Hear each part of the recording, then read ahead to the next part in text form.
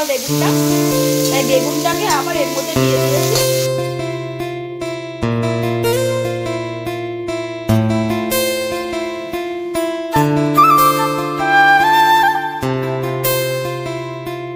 গতকাল তোমাদের সাথে ভিডিওটা আমি কমপ্লিট করতে পারিনি, এত শরীর খারাপ লাগছিল যে আমি ভিডিওটা আর মানে করতেই পারিনি। তাই গতকাল আর আজকের ব্লগটা মিলিয়ে একসাথে তোমাদের সাথে ব্লগ যাবে। তো আজকে হচ্ছে মঙ্গলবার, তো গতকাল সোমবার ছিল। তো কুট্টুসকে সকালবেলা স্কুলে গেছিলাম কোর্সের জন্য, কোর্স চলছে, ওদের প্র্যাকটিস চলছে, 15 তারিখে ওদের কোর্স আছে। তো এখন সকালবেলা আমাকে স্কুলে যেতে হবে। তো তোমাদের সাথে একদিন শেয়ার করবো কেমন দৌড়ায়। তো এখন আমি আজকে একটু শাড়ি পরার খুব ইচ্ছে হলো, কারণ আজকে একটা রিকোয়েস্টেড ভিডিও আছে, ওটা টুলি করবো আমি। তো এই ফার্স্ট টাইম আমাকে রিকোয়েস্ট করতে ভিডিওর জন্য।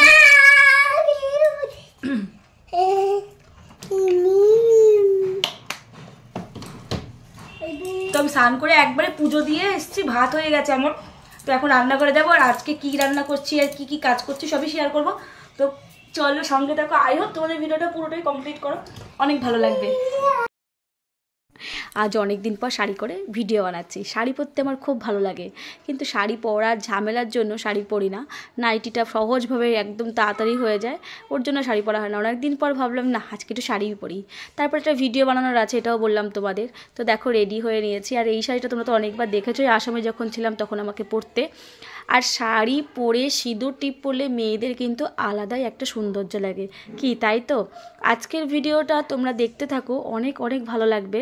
তবে আমার ঠাকুর পুজো হয়ে গেছে, চলো রান্নাঘরে ভুঁড়ির বাসন পড়ে আছে, সেগুলো মাজতে হবে। অনেক কাজ পড়ে আছে, সেগুলো পরপর করে কিছু জামাকাপড় ভিজেছি, সেগুলো কাচবো। তো একটা একটা করে কাজ সারিয়ে তোমাদের সাথে শেয়ার করি। I hope. কুট্টুসকে আজকে একটা ডিম সেদ্ধ করে দিয়েছিলাম সকালবেলা স্কুল থেকে আসার পরে। ও খায়নি কুসুমটা, কারণ কুসুমও খায় না, বাধ্য হয়ে কুসুমটা আমাকেই খেতে হচ্ছে। আর যত হচ্ছে মোটা আমিই হয়ে যাচ্ছে দেখো। তারপরে তোমাদের বললাম রান্নাঘরে অনেক বাসন পড়ে আছে দেখো। আর আমি যেহেতু বাসন কাউকে দিয়ে মাজাই না, তোমাদের বারবার একই কথা বলছি যে হ্যাঁ আমি আমাদের কাজের মাসিতে বাসনগুলো মাজাই না। আমার মনে হয় যেন এই বাসন উপরতলা থেকে নিচতলায় নিয়ে যাওয়া টেনে টেনে আমাকেই করতে হবে, আবার বাসন তুলে আমাকেই আনতে হবে। ওই বলে না মানে একটুখানি সুবিধার্থে অনেকটা বেশি কাজ। আর তারপরে সবার মানে বাসন মাজা আমার সবার পছন্দও হয় না। নিজের বাসন নিজে সুন্দর করে মাজবো, গুছিয়ে রাখবো, ওটাই আমার কাছে ভালো লাগে। তাতে হয়তো আমার একটু পরিশ্রম বেশি হচ্ছে, কিন্তু আমার কিন্তু এটাই ভালো লাগছে। দেখো বেসিনের থেকে বাসনগুলো টপাটপ করে ভালো করে মেজে নিলাম।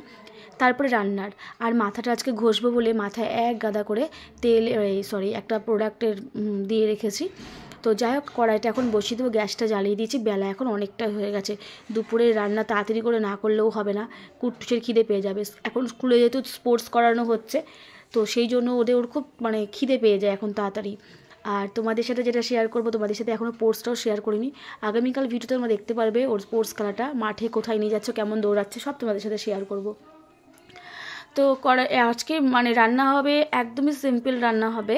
তো গতকাল তোমরা দেখেছিলে যে আমি মাছ কিনেছিলাম বাজার থেকে, তো সেই মাছেরই ঝোল করেছিলাম।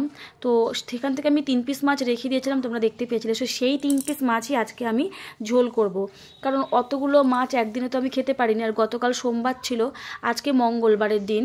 তো সোমবার তো আমি নিরামিষ খেয়েছি, রবিবারে মাছ খেয়েছিলাম, তো আজকে আবার সেই মাছ। তো এই মাছের জন্য আলু কেটে নিচ্ছি।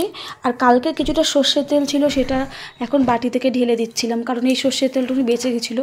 তো আর একটু সর্ষের তেল দিয়ে নেব। আর কালকে যেহেতু আগের ভাজা মাছগুলো ছিল, তো আমি আর একবার কী করব, একটুখানি ভেজে নেবো মাছগুলো, না হলে না কেমন যেন লাগে। আর আজকের মাছটা আমি একটু পেঁয়াজ দিয়ে রান্না করব।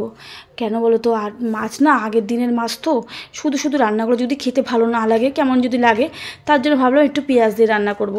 তো একটু পেঁয়াজ কেটেও নেব, আলু কেটে নেবো, টমেটো কেটে নেব।